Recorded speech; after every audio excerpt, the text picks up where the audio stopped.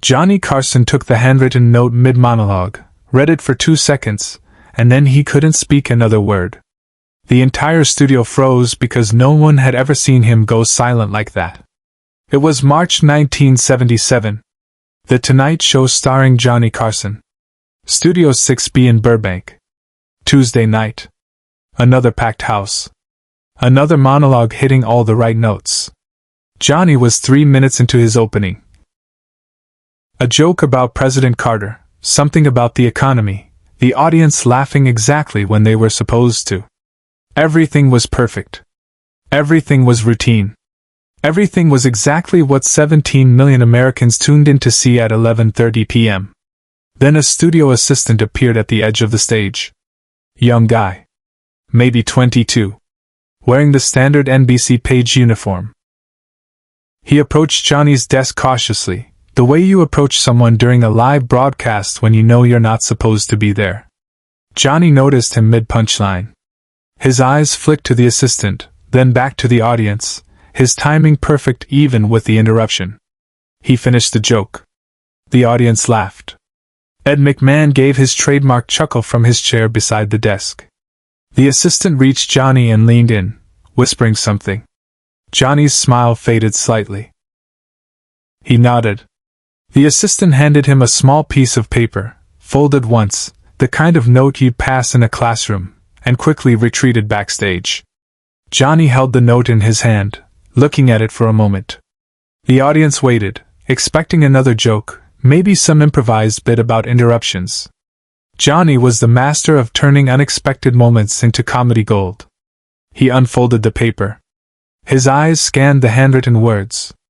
And Johnny Carson went completely silent. Not the comedic pause before a punchline. Not the thoughtful silence before a transition. This was different. This was the silence of someone whose entire world had just shifted. His face drained of color. His mouth opened slightly. His hand holding the note began to tremble. Ed McMahon noticed immediately. He leaned forward in his chair, his jovial expression vanishing. "Johnny?" he said quietly, but the microphones caught it. "You okay, Pally?" Johnny didn't respond. He was staring at the note, his eyes moving across the same few lines over and over, as if reading them again would change what they said. The audience began to murmur. 300 people sensing that something was wrong, that this wasn't part of the show. Carson stopped mid-monologue. The entire studio froze. The control room erupted into controlled chaos. Director Bobby Quinn leaned into his headset. "What's happening? Did we lose him? Is he having a medical issue?" Producer Fred DeCordova stood behind Bobby, watching the monitors intently. "No," Fred said quietly. "Something else. Keep the cameras rolling." On stage, Johnny finally looked up from the note. His eyes found Ed first, then swept across the audience, then landed on camera one. When he spoke, his voice was rough, barely controlled. "Ladies and gentlemen," he said, each word carefully measured, I need to take a moment here." He set the note down on his desk with deliberate care, his hands still shaking.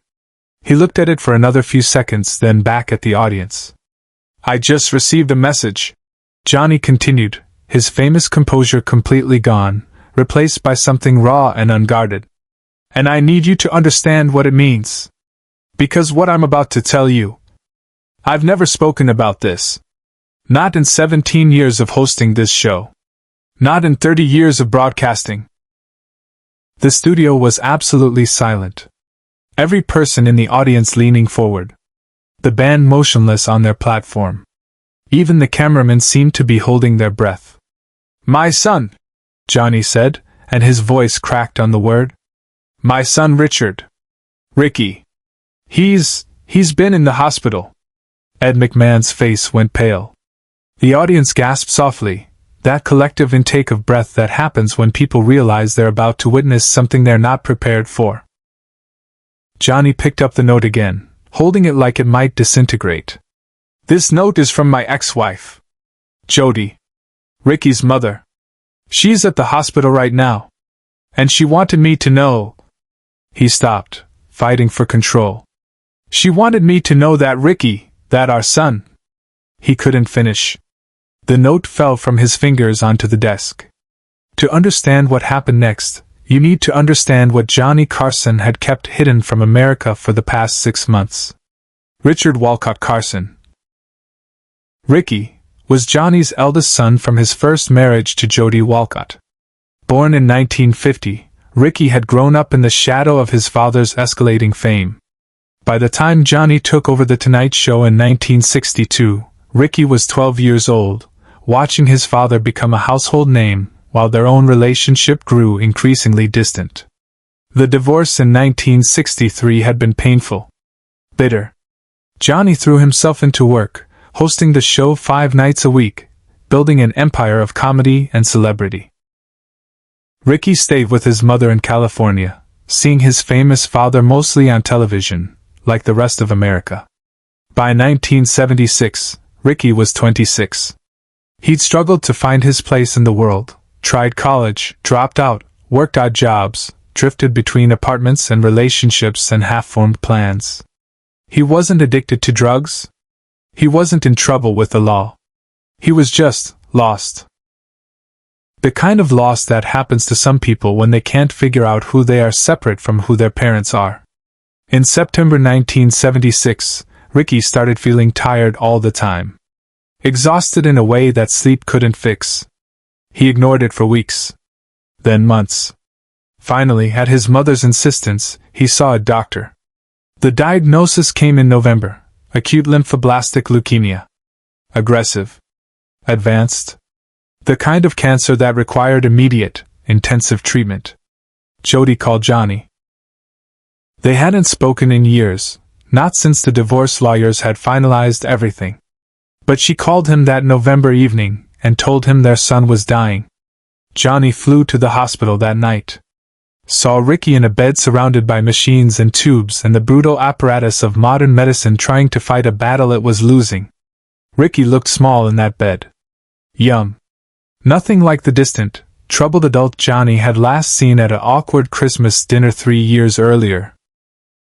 "Hey, Dad," Ricky said, his voice weak but steady. "Guess I'm finally interesting enough for you to visit." It was said without malice. Just a statement of fact. And it cut Johnny deeper than any cruel joke ever could. Johnny sat beside that hospital bed and held his son's hand, something he couldn't remember doing since Ricky was maybe 5 years old, and made a decision. He wouldn't tell anyone. Not his producers. Not his other sons. Not the press that followed his every move. He would keep this private.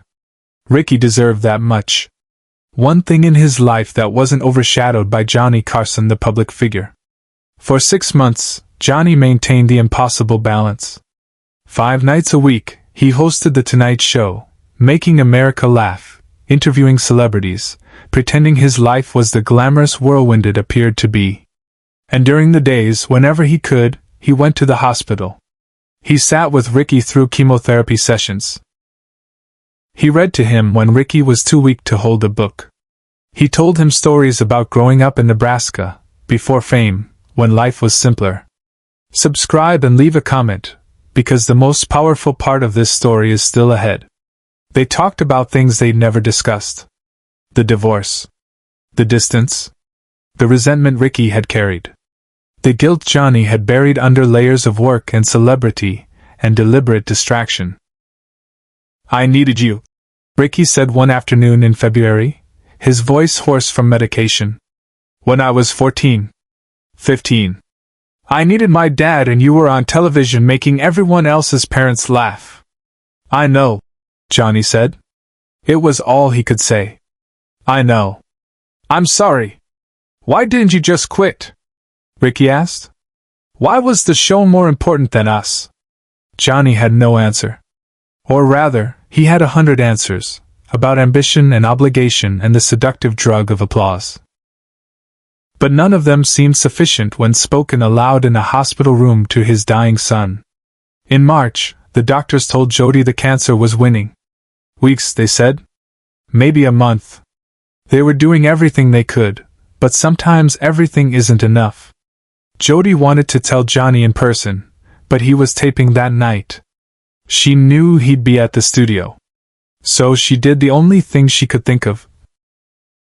She wrote a note, drove to NBC, and handed it to a young production assistant with instructions to give it to Johnny on stage. During the show. Right away. He needs to know now, she told the assistant. Not after. During. He needs to feel this. The assistant didn't understand. How could he? He was 22 and death was still abstract, and delivering messages to Johnny Carson mid-monologue seemed insane. But he did it anyway. Because Jody Carson looked like a woman who'd lost the ability to wait for appropriate moments. And that's how Johnny came to be standing on the Tonight Show stage, holding a piece of paper with 7 handwritten words that destroyed him. Ricky took a turn. Come now. Jay. Backstage, he made a choice no producer would have ever allowed. Johnny looked at the note one more time. Then he looked directly into camera one. I need to leave, he said simply. Right now. My son needs me and I'm not going to be here when he... He stopped, shook his head. I should have been there already. I should have been there months ago. Years ago. Fred de Cordova was in Johnny's ear through the hidden monitor. Johnny, we can cut to commercial. You can leave quietly. You don't have to. Johnny pulled out his earpiece and set it on the desk. Ed McMahon stood up. Johnny, let me. Ed. Johnny interrupted gently. I need you to finish the show. I'm sorry. I can't. I have to go. He turned to the audience. 300 people who'd come expecting laughter and celebrity gossip and the carefully crafted magic of late-night television. I'm sorry. Johnny told them. I'm sorry this isn't the show you came to see. But sometimes... His voice broke. Sometimes we forget what matters. And then something happens that reminds us. And we get one more chance to choose correctly. He picked up the note, folded it carefully, and put it in his jacket pocket over his heart. My son is at Cedars-Sinai Hospital, Johnny said, and saying it out loud, admitting it publicly, seemed to break something in him. He's 26 years old. He has leukemia. And I've been pretending to America for 6 months that everything is fine while he's been fighting for his life. Because I was afraid of this. Of standing here and admitting that Johnny Carson's life isn't perfect. That I failed as a father. That I put this show ahead of my own child. Tears were streaming down his face. The audience sat in stunned silence, many crying themselves. But this was the moment no one in the studio, nor anyone at home, ever saw coming. Johnny walked out from behind his desk. He didn't go to commercial. He didn't hand off to Ed. He simply started walking toward the stage exit. But halfway there, he stopped. He turned back to camera one. If you have children, Johnny said, his voice steady now despite the tears, and you're watching this, and you're thinking about work you need to finish or calls you need to make or things that seem important, stop. Go find your kids. Right now. Tonight. And tell them you love them. Because I'm about to drive to a hospital to tell my son something I should have said every single day for 26 years, and I'm terrified I'm going to be too late. He walked off the stage. The cameras stayed on the empty desk. Ed McMahon sat motionless, tears running down his face. The studio audience didn't applaud. They simply sat there, bearing witness to the moment when Johnny Carson stopped being a television personality and became completely human. Fred de Cordova made a split-second decision in the control room. Keep rolling. Don't cut. America needs to see this. Ed McMahon, his voice shaking, addressed the camera. Ladies and gentlemen, we're going to take a break. Please keep Johnny and his son in your thoughts tonight. The show went to commercial. But across America, 17 million people sat in silence, many reaching for their phones to call their own children. Johnny made it to the hospital in 12 minutes. He ran through the corridors still wearing his stage makeup, still in his suit. He reached Ricky's room and sat beside the bed and took his son's hand. I'm here, Johnny said, I'm so sorry. But I'm here now. Ricky opened his eyes. Smiled weakly. You left the show for me?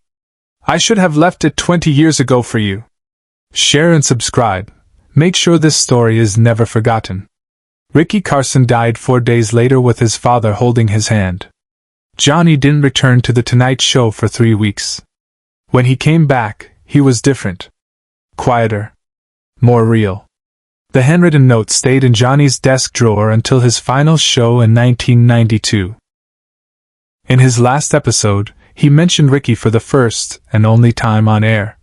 I learned that night that nothing, no show, no audience, no success, matters more than the people you love. The note is now at the Smithsonian, displayed with Johnny's microphone. A reminder that sometimes the bravest thing you can do is stop the show.